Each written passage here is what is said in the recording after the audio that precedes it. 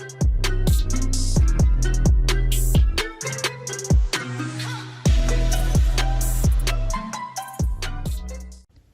this video, I'll teach you how to give a little detail to your oxyacetylene tanks.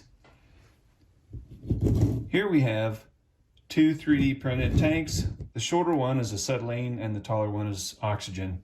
I'm using green fingernail polish that I bought at Walmart for $1 or $2.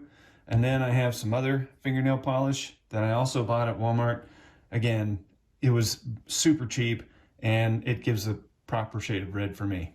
What's nice about this is fingernail polish goes a long way. It goes on easy and it just keeps for a long time as well. It stays good in the bottle. You don't have to worry about it going bad.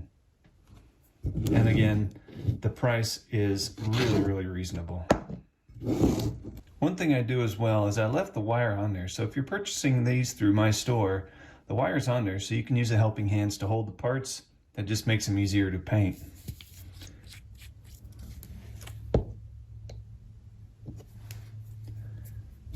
Once the red is on, you can do the green. Now, if you're going to apply the green while the red is still wet, you'll have to be exceptionally careful that you don't get into the red with your green and make a mess. Of course, if you do happen to smear paint or get it where you don't want it, you can wait for it to dry and recover it.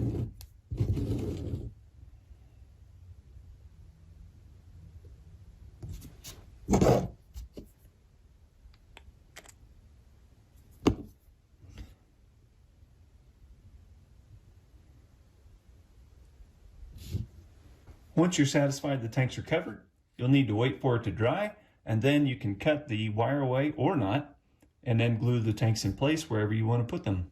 Thanks for watching.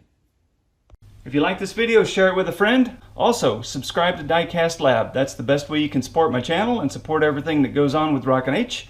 I'll lead you by the hand, step by step, with video tutorials, white papers, and other downloads that'll teach you everything I know, even how to turn your hobby into a profitable business. Thanks for watching. Catch you next time.